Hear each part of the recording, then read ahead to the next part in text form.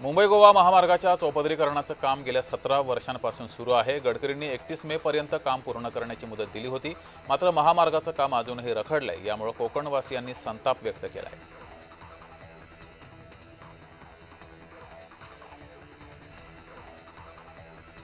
अहिल्यानगरच्या अगडगाव येथील श्रीकाळ भैरवनाथ मंदिरात 7,000 लिटर आमरस आणि पुरणपोळीचा महाप्रसाद ठेवण्यात आला।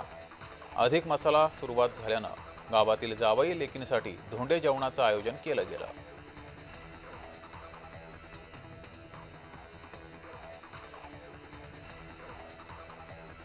वसमत तालुक्यातल्या अकोली परिसरामध्ये ट्रॅक्टर कालव्यात कोसळल्यानं 18 वर्षीय तरुणाचा मृत्यू झालाय। रस्त्याचा अंदाज न आल्यानं हा अपघात झालाय।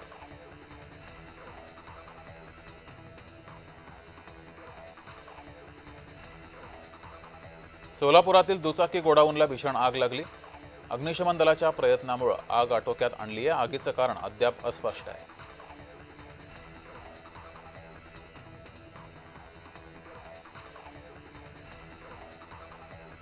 कोल्हार गावातल्या प्रवरा नदीमध्ये बुडून 14 वर्षीय मुलाचा दुर्दैवी मृत्यू झाला। नदी पात्रातील खड्ड्यांचा अंदाज न आल्यानं कुटुंबासोबत हा मुलगा या ठिकाणी पोहण्यासाठी गेला होता, त्याचा मृत्यू झाला।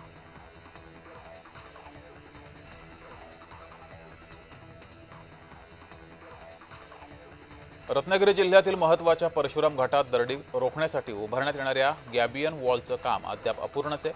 महामार्ग विभागानं हे काम 15 एप्रिलपूर्वी पूर्ण करण्याच्या सूचना कंत्राटदाराला दिल्या होत्या, मात्र काम अद्यापही सुरू झालं नाहीये।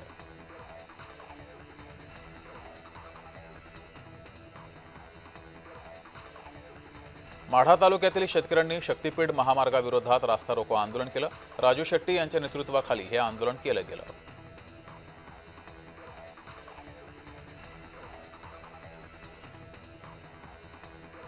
सोलापूरच्या वळसंग गावातील रामलिंग चौडेश्वरी यात्रेला उत्साहात सुरुवात झाली। बाळबट्ट्याला पाहण्यासाठी वळसंगमध्ये गावातील हजारो भाविक यात्रेमध्ये सहभागी झाले। बाळबट्टाल हे या यात्रेचं मुख्य आकर्षण आहे।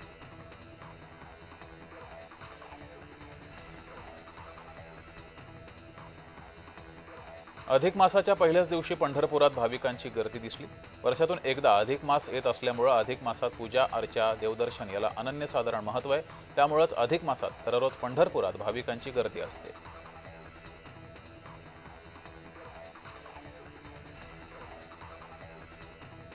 रत्नागिरी जिल्ह्यामध्ये वादळी पावसाचा इशारा दिला गेलाय। जिल्ह्याला येलो अलर्ट जारी केला असून विजांच्या कडकडाटासह मध्यम स्वरूपाचा पाऊस बरसेल असा अंदाज हवामान खात्यानं वर्तवला आहे।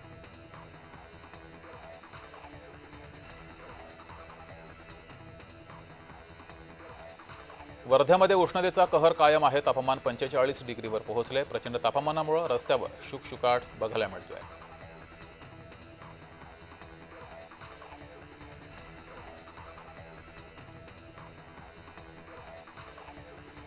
जळगावात कोळसा मालवाहू रेल्वेच्या डब्याला आग लागली होती। उष्णतेमुळे ही आग लागल्याचा अंदाज आहे। आग विझवण्यात अग्निशमन दलाला यश आलंय।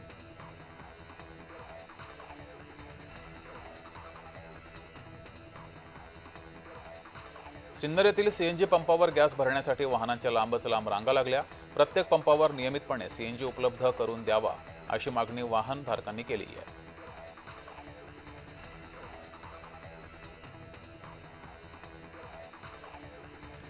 महागाईच्या विरोधात ठाकरे गटानं कोल्हापुरात अनोख्या पद्धतीनं आंदोलन केलं। बैलगाडीवर पंतप्रधान नरेंद्र मोदींचा फोटो लावत हे आंदोलन केलं गेलं।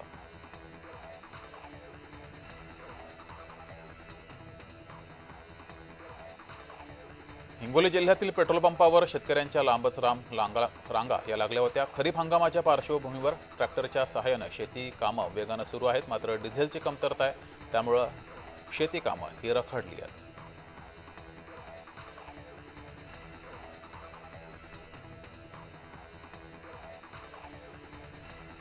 मुंबई गोवा महामार्गावर सलग दुसऱ्या दिवशी वाहतूक कोंडी झाली। माणगाव बाजारपेठ ते खरवली फाट्यापर्यंत वाहनांच्या लांबच लांब रांगा लागल्या।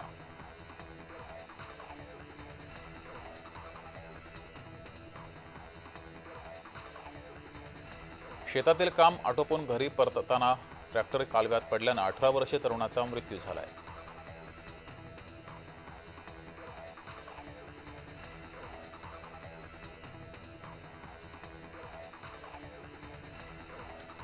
तुमसर तालुक्यातील खापा गावामध्ये जनगणनेला तीव्र विरोध होतोय। जनगणना प्रक्रियेत ओबीसींसाठी स्वतंत्र कॉलम नसल्यानं ग्रामस्थांनी जनगणनेवर बहिष्कार टाकलाय।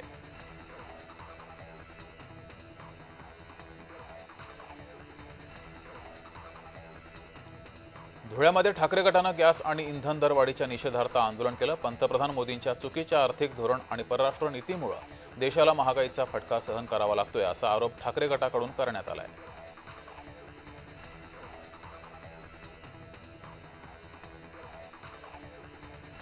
खरीप हंगामाच्या तोंडावर रासायनिक खतांच्या किमतीमध्ये मोठी वाढ झाली आहे, त्यामुळे शेतकऱ्यांचं आर्थिक गणित कोलमडलंय।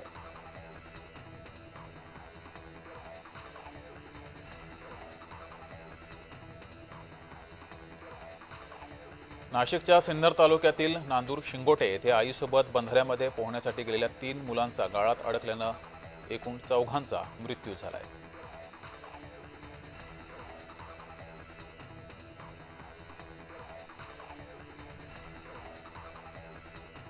गेल्या 3 वर्षांपासून मोसंबीला अपेक्षित बाजारभाव मिळत नसल्यानं अनेक शेतकरी आता थेट मोसंबीची झाडे तोडण्याचा निर्णय घेत आहेत। गेल्या 3 वर्षात सुमारे 3500 हेक्टरवरील मोसंबीची झाडं ही तोडण्यात आली आहेत।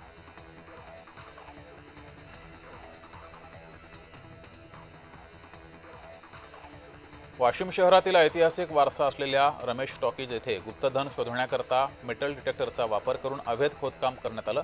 यासंबंधी युवा सेनेच्या वतीनं आंदोलन करण्याचा इशारा दिला गेला आहे।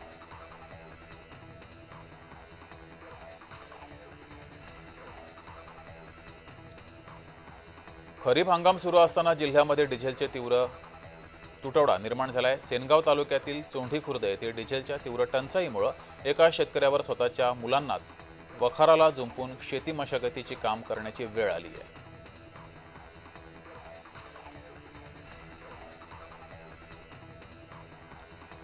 वाशिम शहरातील अकोला नाका परिसरातील पेट्रोल पंपावर डिझेलसाठी लागलेल्या गर्दीतून हाणामारीची घटना घडली। यावेळेस नंबर लावण्याच्या कारणावरून ही हाणामारी झाल्याचा प्रकार समोर आला आहे।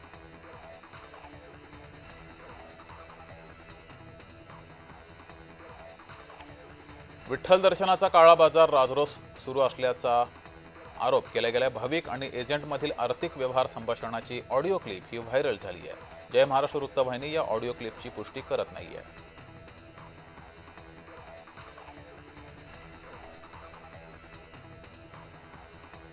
वसमत येथे सुरू असलेल्या विश्व हिंदू परिषदेच्या प्रशिक्षण शिबिरानिमित्त केंद्रीय सरचिटणीस मिलिंद परांडे यांनी शहराला भेट दिली। यावेळी संघटनांच्या पदाधिकाऱ्यांशी त्यांनी संवाद साधलाय।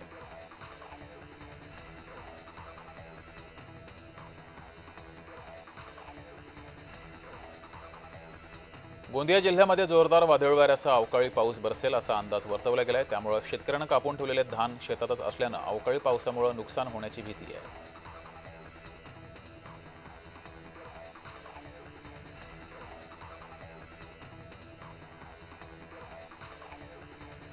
छत्रपती संभाजीनगर शहरातील सीएनजीच्या दरात पुन्हा एकदा वाढ झाली आहे। वाहनधारकांनी या विरोधात तीव्र संताप व्यक्त केला आहे।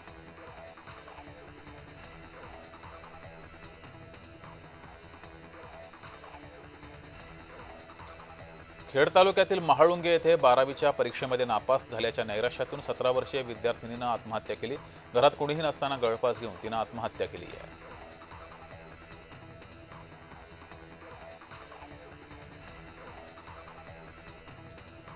राहाता तालुक्यातील कोल्हारमध्ये प्रवरा नदीमध्ये 14 वर्षीय मुलगा बुडाल्याची माहिती समोर येते। नितीन जाधव हा मुलगा नदीमध्ये आंघोळ करताना पाय घसरून पडला आणि त्याचा बुडून मृत्यू झालाय।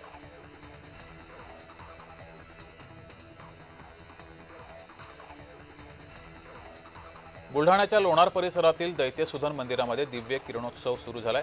हा भौगोलिक चमत्कार पाहण्यासाठी भाविक लोणारमध्ये गर्दी करतायत।